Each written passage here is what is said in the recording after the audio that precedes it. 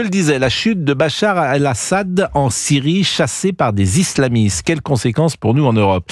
Et je suis content d'être avec Régis Le Sommier, qui est journaliste, que vous connaissez bien évidemment. Et hier soir, j'entendais, comme tout à chacun, le régime sanguinaire de Bachar al-Assad, l'horrible dictateur qu'il fut pour son peuple. Mais la seconde suivante, on me dit, ce sont des islamistes qui le remplacent. Donc, à la fois, je pouvais être, comme tout à chacun, content qu'un dictateur et dictateur sanguinaire ou un boucher sanguinaire quitte le pouvoir, mais quid de celui qui le remplace? Écoutez, on a l'impression que l'histoire se répète et que on oublie les choses.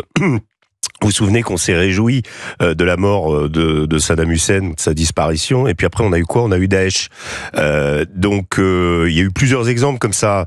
On s'est réjoui aussi de la chute à l'époque, c'était un peu plus ancien, du Shah d'Iran.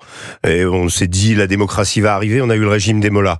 Avec Kadhafi, c'était la même chose. Avec les talibans, ça a été pareil. Les Américains ont donné des armes aux religieux pour taper les Russes, et on a eu les talibans. Enfin, par ricochet. Et là, oui, on nous sort à nouveau le coup de l'islamisme qui aurait changé. Moi, je vais vous dire qui est réellement Abu Musab al-Jolani, qui est qui a déjà changé de nom d'ailleurs. Oui, il s'appelle Al-Shabra à la base, et il a changé de nom, mais ça c'est assez courant dans la nébuleuse djihadiste. On a ce qu'on appelle des kunyas, c'est-à-dire des noms de guerre. Et donc lui, il est depuis, il combat depuis le 11 septembre. En fait, c'est le 11 septembre qu'il a radicalisé. Il est allé combattre en Irak, et donc depuis le 11 septembre, en gros de 2003 à 2011, il combat en Irak au sein du groupe Al-Qaïda et de son leader Abu Musab al-Zarqawi. On a oublié Zarqawi, c'était le terroriste numéro 1 à l'époque. Il était même devenu concurrent de Ben Laden, et donc il fait partie de cette engeance de djihadistes, d'ailleurs, qui ont tué des Américains. Lui-même peut-être a tué des Américains. Et ensuite, qu'est-ce qui va se passer? Il va se retrouver en prison, et en prison, il rencontre qui? Abu Bakr al-Baghdadi, le futur calife de Daesh. Et ensemble, et avec d'autres, ils vont préparer en prison, à la vue des gardiens américains qui ont la barrière de la langue, qui peuvent pas comprendre tout ce qu'ils disent, et ben vont préparer comment on va dire, le livret de bataille, le plan pour faire l'État islamique. Donc il est à l'origine de ça. Et Baghdadi, qui est donc son compagnon, lui dit: toi, tu es syrien. Il est originaire de Damas, d'ailleurs d'une famille assez aisée de la bourgeoisie damascène. Il dit: tu vas aller en Syrie, dans ton pays, et tu vas faire la conquête en profitant justement des rivalités. Il y a déjà la guerre, il y a déjà une myriade de groupes qui se battent contre Bachar, mais aussi entre eux. Il dit: tu vas profiter de leur division et tu vas installer l'État islamique. Et que fait Jolani? Il conquiert Raqqa avec son groupe à lui qui s'appelle Al-Nusra, le front Al-Nusra. Vous savez, Laurent Fabius avait dit qu'il faisait du bon boulot à l'époque. On pensait que il y avait aussi, parce qu'il avait déjà un discours différent de Daesh, et il va faire scission avec Daesh en expliquant qu'il a des visions plus nationales. Il va faire déjà des appels du pied aux communautés, etc. Un petit peu comme ce qu'il fait à Idlib. Mais rappelons que ce qui s'est passé, il vient d'Idlib. Idlib, c'est la ville au nord-ouest dans laquelle se sont réfugiés tous les djihadistes, les terroristes, l'opposition syrienne, poussée par les Russes au moment où Bachar al-Assad a reconquis le pays. Et dans son petit émirat qu'il a créé à lui, il y a la charia.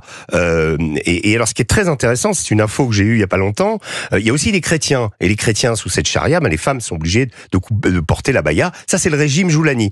3 mois avant l'opération, il a levé toutes les restrictions pour les femmes, pour les chrétiens, qui tout à coup ont joui d'une liberté qui trouvait un peu curieuse. C'était un message en direction des chrétiens d'Alep. Vous savez, tous ces chrétiens s'entraident entre eux. Ils sont dans un univers quand même extrêmement hostile. Et donc, c'était l'idée de dire, quand on va conquérir Alep, eh bien, on sera tolérant. D'ailleurs, les messes continuent. Mais ce qui est vrai d'ailleurs, paraît-il, bien sûr, est-ce qu'on peut croire à une forme de sincérité, de revirement, un islamiste modéré? Est-ce que c'est possible? Pascal, vous vous souvenez de l'époque des talibans inclusifs, quand ils sont revenus au pouvoir le 15 août 2021, il y avait même Jean-Yves Le Drian qui avait dit ils prendront des gens d'opposition dans leur gouvernement.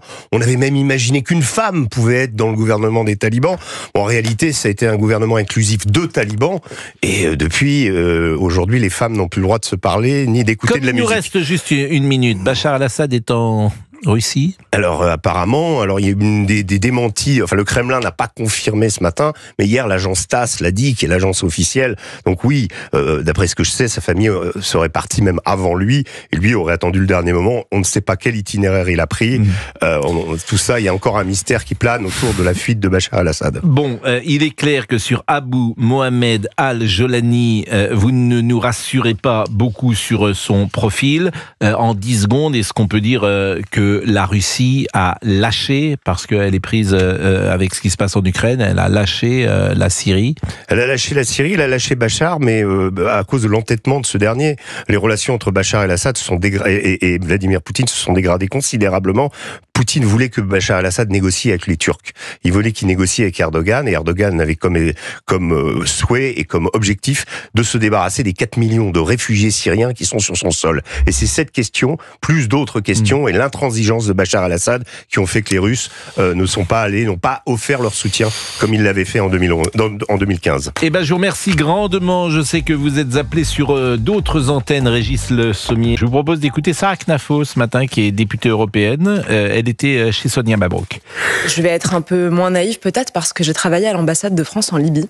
Et je suis un peu revenue de toutes ces illusions, de se dire un dictateur est tombé, fantastique, il y aura la démocratie demain. C'est pas sûr. Vous avez cité le profil de monsieur al-Jolani. Je suis pas certaine que demain, on se réveillera pas en se disant, voilà, le grand démocrate, ce sera pas une démocratie suédoise demain, la Syrie. Donc il est possible qu'on se réveille demain avec en réalité la charia qui sera mise en place, avec un traitement des femmes qu'on devra tous condamner dans peu de temps. Donc moi, je serais pas aussi optimiste en sautant de joie comme la diplomatie française. C'est intéressant, Sarah Knafo, parce qu'elle dit les choses telles qu'on l'a perçu hier, et c'est vrai que pour le moment, parce que c'est aussi le registre de la diplomatie française, et le tweet d'Emmanuel Macron allait en ce sens, on salue d'abord la chute de Bachar el-Assad. Écoutons Jordan Bardella, président du Rassemblement National. Il était hier sur FR3, il craint, pourquoi pas, des flux migratoires importants. Dans quelques mois, il est possible que nous payions les conséquences de cette prise de pouvoir des fondamentalistes islamistes par des flux migratoires importants. Et moi, j'appelle d'ores et déjà aujourd'hui l'Union européenne à anticiper dès maintenant le risque d'un déferlement migratoire où pourraient se glisser des terroristes islamistes. Et puis Frédéric Ancel, qui est géopolitologue, il était l'invité de Dimitri Pavlenko ce matin sur Europe 1. Qui est exactement ce groupe qui a fait tomber Bachar el-Assad ? C'est une mouvance islamiste, bien évidemment, au sein de laquelle vous avez des gens comme Jolani, comme le chef, qui a été très clairement djihadiste. Donc tous les djihadistes sont des islamistes, mais tous les islamistes au monde ne sont pas des djihadistes. Ce sont des gens qui ont voulu non seulement imposer une charia extraordinairement violente, et notamment en Irak ces dernières années, et qui, pour un certain nombre, et vraisemblablement est-ce le cas pour Jolani, se sont tactiquement, je dis bien tactiquement, mués en ce que j'appelle des localistes, c'est-à-dire des gens qui restent des islamistes, qui souhaitent effectivement imposer tout un système de représentation et de loi tiré d'une interprétation politique très dure de l'islam, mais davantage localisée. Et ce seraient des gens, je dis bien, ce seraient des gens qui, aujourd'hui, un peu à la manière des talibans en Afghanistan, ne chercheraient pas à étendre le djihad, mais plutôt à se concentrer sur un seul espace, en l'occurrence, pour l'instant, plutôt l'espace syrien. Bon, évidemment, beaucoup de prudence, et Olivier, qui habite Lyon, est un de nos auditeurs et qui voulait intervenir sur ce sujet. Bonjour Olivier. Oui, bonjour Pascal. Est-ce que d'abord, avant de donner votre avis sur la Syrie, est-ce que vous vous intéressez particulièrement à la géopolitique et à ce qui peut se passer dans cette partie du monde ? En général, malheureusement, cette partie du monde, elle est toujours feu et à sang depuis des années. C'est pas nouveau. Et moi, par rapport à ce que je voulais dire, c'est la naïveté de l'Occident. Chaque fois quand il y a un islamiste qui arrive, on dit modéré, mais tout le monde applaudit, et les médias les streament. En général, ils disent c'est super, c'est la modernité, c'est un islam modéré. Mais ce monsieur, c'est pas un islam modéré, c'est un chef d'Al-Qaïda qui était en Irak pendant des années. Il était emprisonné pendant 5 ans. Les États-Unis, sa tête a mis à prix, je crois, 100 millions de dollars ou je ne sais pas combien de dollars. Et la dernière fois, moi, je l'ai vu sur Al Jazeera, c'est une chaîne de propagande islamiste. il avait le drapeau syrien derrière lui, et un drapeau qui dit Dieu, il n'y a qu'un Dieu, et le prophète et le Mohammed c'est son prophète. Sauf qu'il a changé les couleurs c'était les slogans de l'État islamique. Sauf qu'il a changé les couleurs, il a mis le drapeau blanc au lieu du drapeau noir et l'écriture en noir, vous voyez. Et moi, j'ai pas confiance à ces gens, j'ai pas confiance. Et vous verrez, la série, ça va être feu à sang avec des djihad il n'y a pas de djihad interne dans l'islam, il y a tout le djihad global. Bah écoutez, vous traduisez par des mots ce qu'on pense tous, et c'est toute la difficulté. Alors bien sûr, Bachar el-Assad est un dictateur et un dictateur sanguinaire pour son peuple. Et je rappelle d'ailleurs ce qu'a dit Emmanuel Macron, qui a salué bien évidemment le peuple syrien, et c'est à lui aussi qu'il faut penser en ces moments difficiles.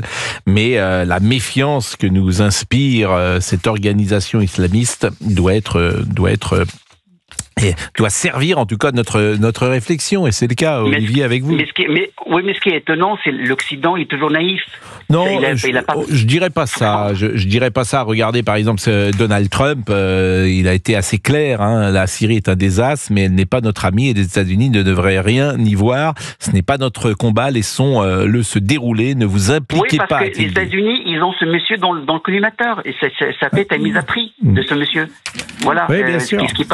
Voilà, nous on applaudit, l'islam. On applaudit le départ de Bachar, mais j'imagine de Bachar al-Assad. Oui, on l'applaudit. Ouais, autrement, on va faire preuve, je pense, de circonspection. Vous savez, les islamistes, c'est pire. Regardez l'Irak, la Libye. Est-ce que c'est pire que Bachar al-Assad? Vous savez, dans l'horreur, je n'arrive pas à faire une hiérarchie dans l'horreur, parce que Bachar al-Assad, on a vu et on a su ce qu'il avait fait ces dernières années, notamment des attaques chimiques contre son propre peuple. Bien sûr qu'on est au-delà de l'horreur. On est au-delà de l'horreur. Non, vous savez la différence entre un dictateur et un islamiste. Le dictateur, il reste sur sa zone, sur son pays. Par contre, les islamistes, ils sont toujours dans le djihad global. D'aller plus loin. Oui, j'entends. Voilà. Emmanuel Macron. C'est ça la différence. La différence. Oui, en tout cas, Emmanuel Macron a dit l'état de barbarie est tombé. Enfin, je rends hommage au peuple syrien, son courage, à sa patience. Dans ce moment d'incertitude, je forme pour lui des vœux de paix, de liberté et d'unité. La France restera engagée pour la sécurité de tous au Moyen-Orient. Merci beaucoup, Olivier.